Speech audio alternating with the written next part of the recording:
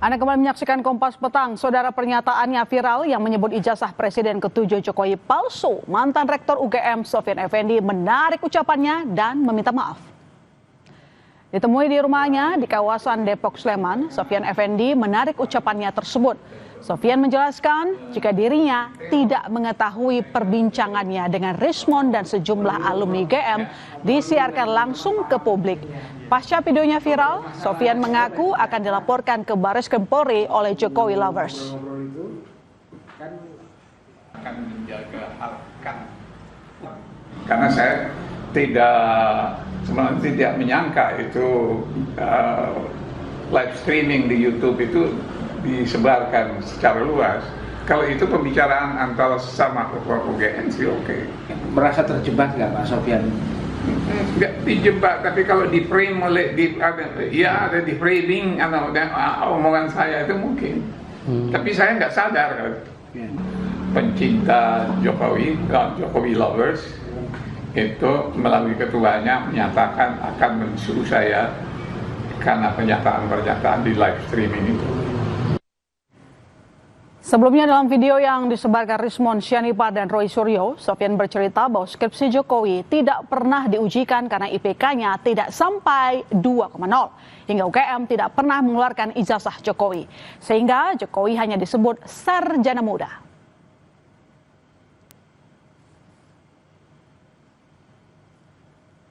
Dalam surat tertanggal 17 Juli 2025, Sofyan menegaskan, pernyataan Rektor UGM Ova Emilia pada 11 Oktober 2022 tentang ijazah Jokowi sudah sesuai dengan bukti-bukti yang tersedia di universitas.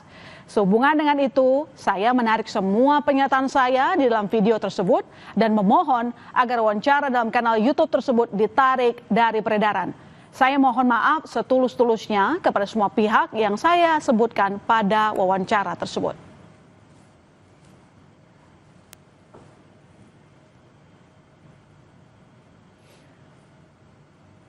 Sementara itu, Universitas Gadjah Mada buka suara soal pernyataan mantan Rektor UGM Sofyan Effendi terkait keaslian ijazah Jokowi.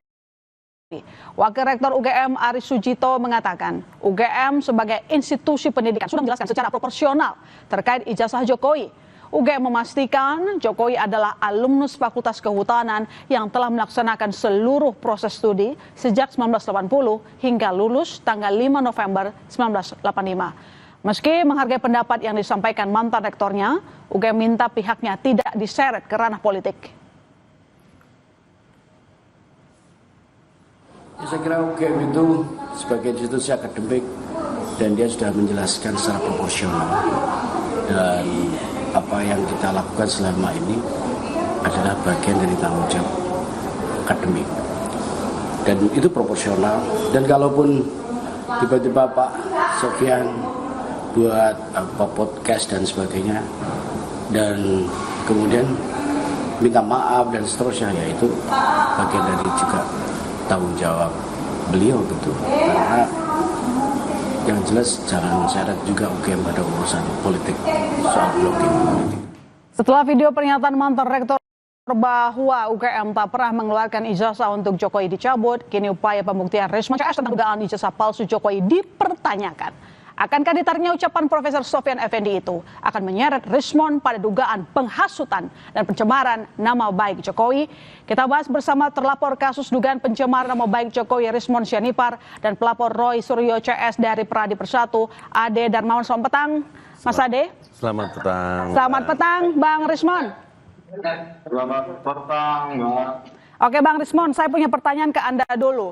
Saya mau tahu bagaimana awal mulanya Anda berkumpul dengan Profesor Sofyan di video dalam kanal YouTube Langkah Update tanggal 16 Juli.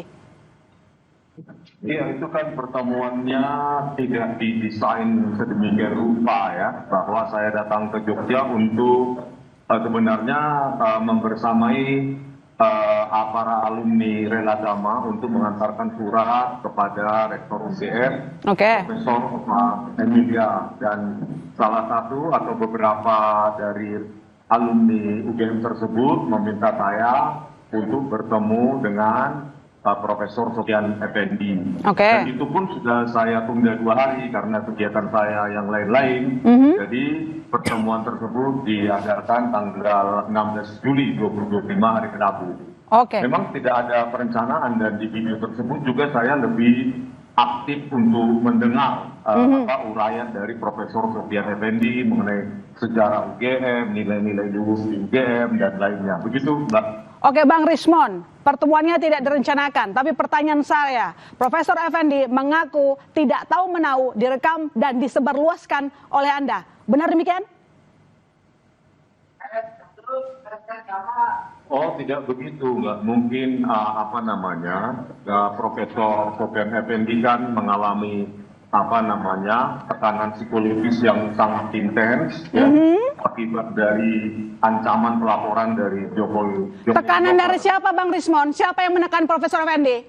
Ini hati-hati. Kan ada ancaman ya, akan dilaporkan ke Barreskrim oleh Jokowi Lovers. Jadi saya pikir kita tetap menghargai, mengapresiasi statement, keterangan-keterangan dari Profesor Sofyan Effendi yang kita orang luar, ya bukan orang luar UGM, itu tidak bisa mendapatkan keterangan-keterangan tersebut karena keterangan dari Profesor Sofyan Effendi itu sangat penting karena didapatkan dari internal UGM dan profesor-profesor yang pernah mengabdi. Oke, baik. Berarti menurut Anda klarifikasi dari Profesor Effendi dikeluarkan ke publik karena ketakutan, mendapat ancaman dan tekanan. Mas Ade, benarkah demikian ada tekanan katanya? Ini saya perlu sampaikan kepada pemirsa Kompas TV ya, bahwa memang seperti Bang Rismon ini kan hampir melakukan tur ke daerah-daerah, tur untuk mencari alat bukti. Itu yang kita perhatikan di setiap beberapa media sosial ya, mengupdate, memperlihatkan dia kunjungan kemana, ke Solo, kemudian ke rumah Pak Kasmujo. Bukan sekali dan 2 kali saja ya, berulang kali kayaknya sepertinya dengan rumah Pak Kasmujo. Terus terakhir kemarin di Solo apa di Jogja itu, Jogja ya, ke rumah Pak Sofyan ya. Nah Pak Sofyan Effendi ini kan rektor tahun berapa gitu loh Mbak. Jadi kita harus tahu dulu rektornya tahun berapa, kemudian apakah seorang rektor itu mengetahui semua mahasiswanya dengan pasti dan jelas, gitu loh. Itu dulu. Nah, pada saat dia menjadi rektor ya. Jadi intinya menurut Anda memang tidak ada tekanan itu? Kalau ada tekanan saya rasa tidak ada, Mbak. Karena gini. Tapi kira-kira menurut Anda kenapa Profesor Effendi bisa mengatakan bahwa Jokowi tidak lulus, lalu kemudian tiba-tiba cuma berselang beberapa hari kemudian mengkonfirmasi, mengklarifikasi pernyataannya? Nah, justru di situ kita lihat. Ketika kemudian. Menurut Anda bukti yang ingin dicari oleh tim Bang Rismon nggak ada? Zong. Nol. Zong bukti Anda, Bang Rismon. Bukti Anda zong nggak ada. Mengada-ngada maksudnya. Mengada-ngada. Bang Rismon. Mengada-ngada, Mbak. Jadi. Ya, saya bicara dulu, Bung Adi. Jadi gini ya, statementnya keterangan dari Profesor Sofyan Effendi kan menegaskan bahwa lembar pengesahan skripsi ya yang berisi tanda tangan dosen penguji itu kan benar-benar tidak ada. Pada saat saya datang ke perpustakaan UGM sendiri, Fakultas Kehutanan UGM, maupun ketika diberikan kepada kami pada pertemuan 15 April. Bicara dengan kebenaran, bicara kebenaran Bang Rismon, ya perlu saya sampaikan kepada Bang Rismon bahwa kalau kita berbicara kebenaran, tidak perlu dicabut pernyataan itu.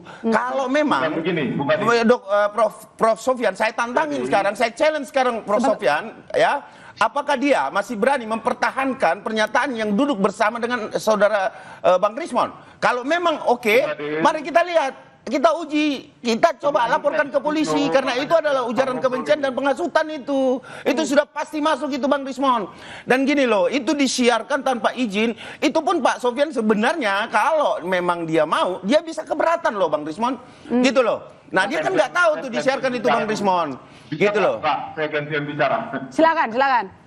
Bang Rismon. Ya, jadi kan berkesesuaian bahwa keterangan Pak Profesor Sofyan Effendi, skripsi tersebut tidak pernah diuji, terbukti secara materi, tidak ada lembar pengesahan penguji di situ, berkesesuaian. Itu kan menurut Bang Rismon. Bentar dulu Bung Adi. Anda saya biarkan kok malah apa ya ke Iya, enggak. Nah, Jadi kita bicara kebenaran, Bang Rismon. ada apa namanya keterangan juga dari Profesor Sofyan Effendi bahwa terdaftar sebagai sarjana muda dan di Universitas Gadjah Mada itu memang ada 4 semester ya seleksi. Kalau di IPK di bawah 2 sesuai dengan keterangan Pak Joko Widodo itu di UI itu kan memang tidak lulus begitu loh. Artinya depo. Jadi memang semua kan berkesesuaian dan Bung Ade, tolong jangan mengancam-ancam rektor kami. Ya, Nah, itu rektor kami tidak mengancam rektor saudara, tetapi kita challenge. Kalau memang, kalau ini kebenaran Bang Rismon, kalau kita berbicara kebenaran Bang Rismon, tidak ada ancaman di situ. Kalau memang benar, ya ini Bang Rismon, kalau memang benar bahwa Pak Sofyan Effendi mengetahui semua dan bisa mengadakan bukti-bukti itu, baik saksi-saksi dan lain sebagainya, kenapa takut? Nggak usah dicabut. Kita coba adukan ke polisi. Oke. Gitu loh. Jadi Bang Rismon, sebenarnya kita kembali ke pertanyaan awal saya tadi. Sebenarnya Prof. Effendi itu tahu tidak direkam dan tahu tidak bahwa akan Anda sebarluaskan? Oh iya, Mbak. Oke, tahu. Sangat tahu karena Tapi pernyataannya berbeda. itu yang ada di situ kan bukan hanya saya saja, ada alumni UGM juga 2 orang di sebelah kiri. Itu kan salah 2 orang dari Relagama. Jadi mereka bisa mengatakan yang sesungguhnya. Tetapi kan kita harus mengapresiasi bahwa Profesor Sofyan Effendi ini sudah berusia 80 tahun. Ketika mendengar ada ancaman akan dilaporkan ke Barreskrim, kita harus paham bahwa profesor ini kan pemikir ya, penulis buku, pemikir. Tidak mungkin ya seorang profesor dalam 1 kali 24 jam itu mengubah pembicaraannya kalau tidak ada sesuatu. Jadi Bang Rismon memang punya saksi-saksi bahwa saat itu Prof. Effendi tahu direkam, tahu akan disebarluaskan. Punya ya Bang? Iya, ada 2 orang yang ada di dalam video, ada 5 sampai 7 orang di belakang kamera. Oke, Mas Ade. Saya pikir kita harus tunggu saja dulu Profesor Sofyan Effendi untuk menemukan waktunya, menenangkan dirinya, sehingga nanti bisa mengatakan yang sesungguhnya, begitu. Oke, Mas Ade, sampai sekarang kita bergeser ke penetapan tersangka di kasus update Polda, sudah ada belum ya? Ini saat ini tadi itu untuk pelapor dari kita, itu kami sudah memberikan keterangan 2 sampai 3 orang. Tadi udah selesai memberikan keterangan, tapi kalau ditanyakan bahwa kapan penetapan tersangka, saya rasa itu pada saat mungkin biasanya yang terjadi itu pada saat pemeriksaan dari telapor, kemudian nanti naik status. Saya rasa sedikit lagi sih, karena kita masih ada 8 atau 9. Oh, 8 atau 9. Kalau begitu saya bertanya yang lain deh. Kalau begitu, ini kan kita lihat kemarin rilis UGM, menyatakan, saya bacakan ya, Mas. Kami menyayangkan pihak-pihak yang telah menggiring beliau untuk menyampaikan opini yang keliru dan tidak berdasar. Apakah ini bisa dikenai pidana penghasutan? Bisa. Karena begini, korban penghasutannya, walaupun itu berlangsung penghasutan itu hanya beberapa jam, tetapi faktanya terhasut. Gini loh, bahwa ketika saya melihat Prof. Effendi menyatakan itu di sesuatu kanal di YouTube ya, itu dia menyampaikan beberapa jam setelah itu ya, itu kemudian ada pencabutan. Nah, kita lihat range, karena peristiwa terjadinya penghasutan itu hanya beberapa jam terjadi, dan itu bisa saja kalau memang ada niat-niat teman-teman untuk melakukan pelaporan lagi terkait penghasutan ini bisa dengan bukti yang ada. Tetapi yang membuat kami sayangkan adalah Bang Rismon tidak berhenti untuk melibatkan orang lain di sini. Maksud saya, Bang Rismon ikuti proses hukum. Saya sangat yakin betul ketika seorang Rismon Sianipar tidak bersalah, tidak mungkin dilakukan penahanan atau tidak mungkin menjadikan tersangka. Itu yang saya, jadi jangan terlalu prematur, terlalu maju, terlalu takut. Apa sih yang ditakutkan, atau benar salah dalam penelitian Roy Suryo, ataukah Bang Rismon juga terhasut oleh Roy Suryo? Itu persoalannya, gitu loh. Ya kan? Atau Bang Rismon yang menghasut Roy Suryo? Ini kan kita harus lihat nih. Nah, pembuktian sangat mudah nanti di pengadilan. Ada kesaksian kesaksian itu yang akan dipisah-pisah mereka. Nah, kita lihat Dari mana nih? Misalkan sumbernya dari Bang Rismon duluan. Oke. Nanti tunjuk-tunjukan tuh. Nanti tunjuk-tunjukan. Nah, kita lihat aja nanti. Baik, Bang buktinya Rismon, gitu. Bang Rismon, dengan pencabutan pernyataan Prof. Effendi, apakah ini menghilangkan salah satu bukti utama Anda? Oh, ini cuma bukti pendukung ya, berdasarkan kajian. Oh, bukti pendukung. Dan berkesesuaian dengan keterangan Profesor Sofyan Effendi. Dan Bung Ade, kami tidak takut ya, jangan menggiring bahwa kami takut. Kami mematuhi panggilan ataupun undangan klarifikasi Polda Metro Jaya.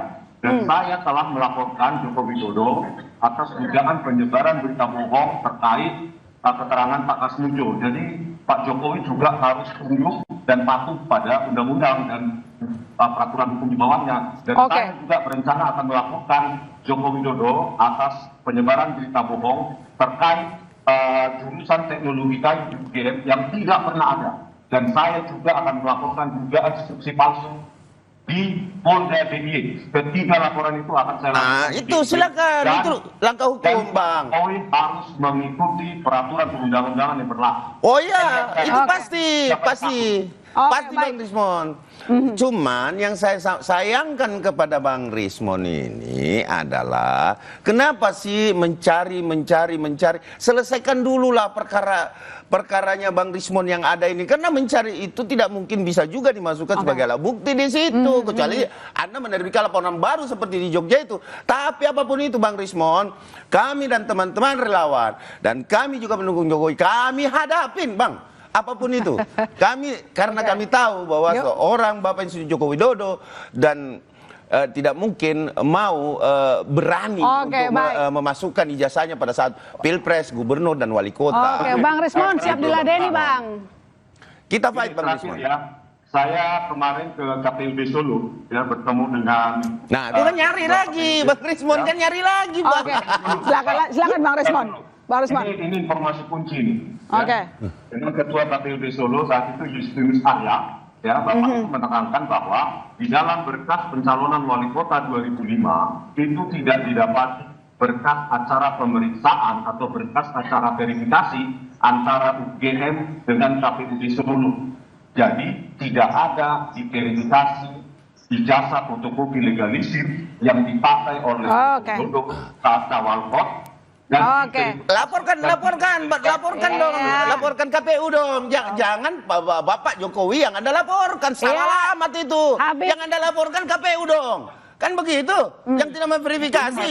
Berarti itu al administrasi dong. Gimana sih? Ikut-ikutan relawannya ini. Saya bingung. Iya, Bang Rismon harusnya melaporkan KPU. Kenapa tidak diverifikasi gitu loh? Gitu loh, Bos. Jangan dikit-dikit yang salah Pak Jokowi, dikit-dikit yang salah Bapak Jokowi gitu loh. Jokowi pribadi bukan urusan relawan Jokowi, biarkan Jokowi yang melaksanakan. Oh tidak bisa, itu urusan kami semua.